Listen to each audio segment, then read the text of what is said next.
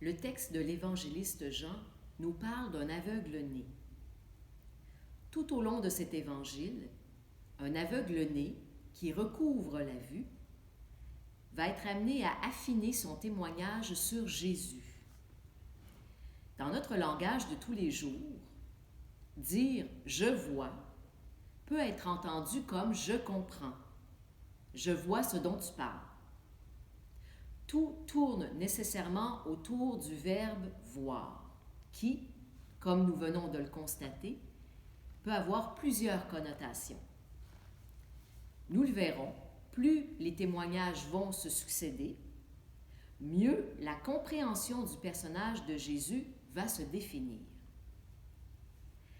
Avant de scruter ces témoignages, j'aimerais m'arrêter au début du texte que nous propose la tradition liturgique cette semaine. On y trouve Jésus qui, avant même de s'adresser à l'aveugle-né, s'adresse à une question universelle, l'origine de la souffrance. On peut y lire « En ce temps-là, en sortant du temple, Jésus vit sur son passage un homme aveugle de naissance. Ses disciples l'interrogèrent. « Rabbi, qui a péché, lui ou ses parents, pour qu'il soit né aveugle ?» Jésus répondit, « Ni lui, ni ses parents n'ont péché. » Les premières images de divinité sont probablement apparues dans la projection du monde chez les humains pour expliquer la souffrance, la mort. Le Dieu de Jésus n'a rien à voir avec la souffrance. Il est venu l'habiter, nous dit le commentaire de Georges Convert qui cite l'écrivain Paul Claudel. Jésus n'est pas venu expliquer le mal et la souffrance, mais l'habiter de sa présence.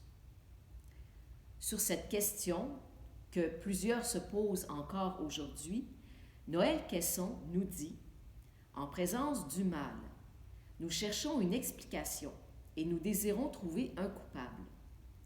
Jésus ne propose aucune explication. Le mal reste inacceptable, injustifié. La seule explication normale est de travailler à supprimer ce mal autant que possible. » Travailler à supprimer le mal, la souffrance, c'est exactement ce que va faire Jésus dans sa rencontre avec l'aveugle-né.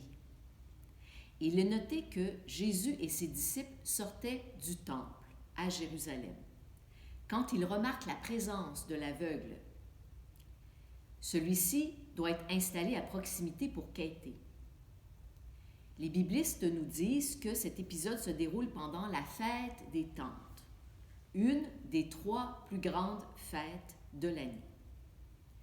Comme nous l'avons mentionné plus haut, c'est l'évangéliste Jean qui nous rapporte l'événement. On se souviendra du prologue qui ouvre son évangile. Nous pouvons y lire ceci. « En lui était la vie, et la vie était la lumière des hommes. La lumière brille dans les ténèbres, et les ténèbres ne l'ont pas arrêté. » Jean va prendre cet événement pour faire la démonstration du Jésus, lumière du monde, dont nous parle son évangile. Nous pouvons dire de l'aveugle, qui n'a jamais rien vu depuis sa naissance, de manière allégorique, qu'il habitait les ténèbres. Ainsi, par la guérison de l'aveugle, Jésus montre qu'il est cette lumière qui brille dans les ténèbres. Sur un texte de 41 versets, la guérison comme telle n'occupe que 2 versets. L'aveugle est projeté hors de sa nuit par les gestes posés par le Nazaréen. Après s'être baigné dans la piscine de Siloé, selon les instructions du Maître, un réservoir d'eau alimenté par une source, cet homme, qui a retrouvé la vue, va être amené à effectuer plusieurs témoignages. C'est à ce point d'eau, où il est connu comme aveugle, que va se faire son premier témoignage. Ses compagnons sont dubitatifs. On lui demande comment est arrivée cette transformation. Tout ce qu'il répond, c'est que cela vient d'un homme que l'on appelle Jésus, qui lui a mis de la boue sur les yeux en lui demandant de venir se baigner à la piscine de Siloé. Tout au long du récit, son témoignage va se préciser.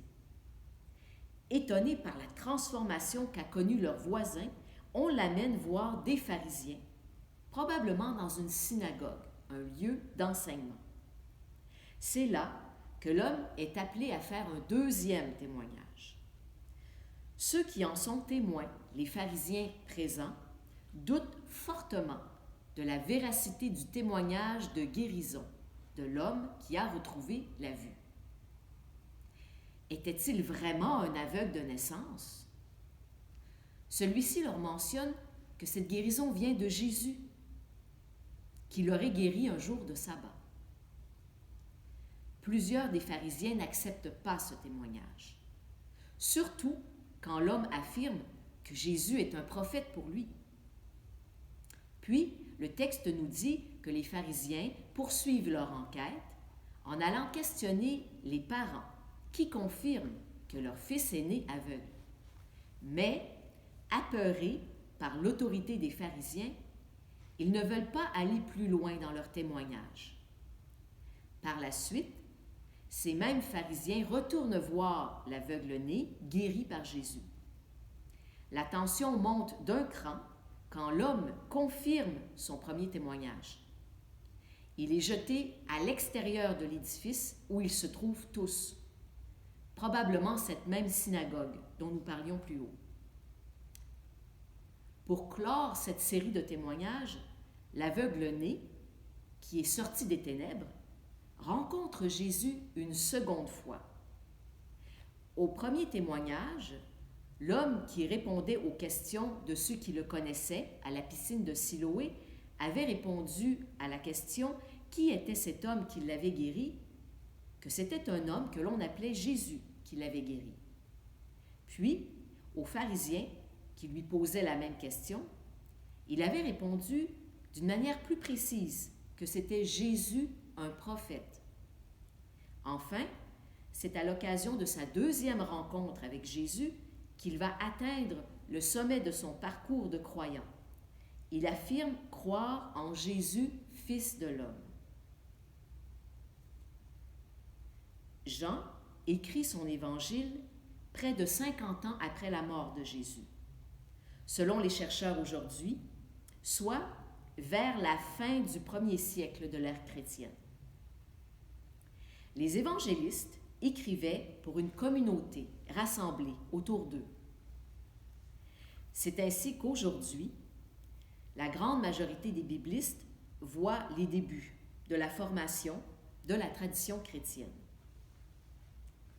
Cet homme, présenté par Jean, est sorti des ténèbres après avoir été en contact avec Jésus, que le 4e évangéliste présente comme la lumière du monde. Nous pouvons supposer que ce récit décrit à la communauté de l'évangéliste Jean le long parcours d'un disciple dans sa reconnaissance de Jésus comme Fils de Dieu. Dans la communauté à laquelle s'adresse l'évangéliste, ils sont probablement nombreux à avoir entrepris un tel parcours. Une expérience qui n'était pas sans présenter de sérieuses difficultés. Nous avons vu comment l'aveugle guéri par Jésus se fait mettre dehors de la synagogue par des pharisiens manu militari. Cette expulsion des synagogues, des chrétiens nouvellement proclamés l'ont vécue à la fin du 1er siècle. Persévérez, leur dit Jean, continuez à vous abreuver de la parole, restez dans la lumière du ressuscité. Ce long parcours, ici schématisé dans le récit que nous raconte l'évangéliste, peut être mis en parallèle avec le récit de nos vies de croyants. Ce parcours commence par la présence, souvent discrète, d'une lumière, d'une parole qui nous sort de notre route habituelle. Par rapport à cet homme qui se baigne à la piscine de Siloé, il nous faut changer de langage, de lieu, d'espace-temps pour se rapprocher de notre quotidien. Il faut savoir ajuster notre regard et se mettre sur le mode d'écoute pour saisir ce vent qui tourne.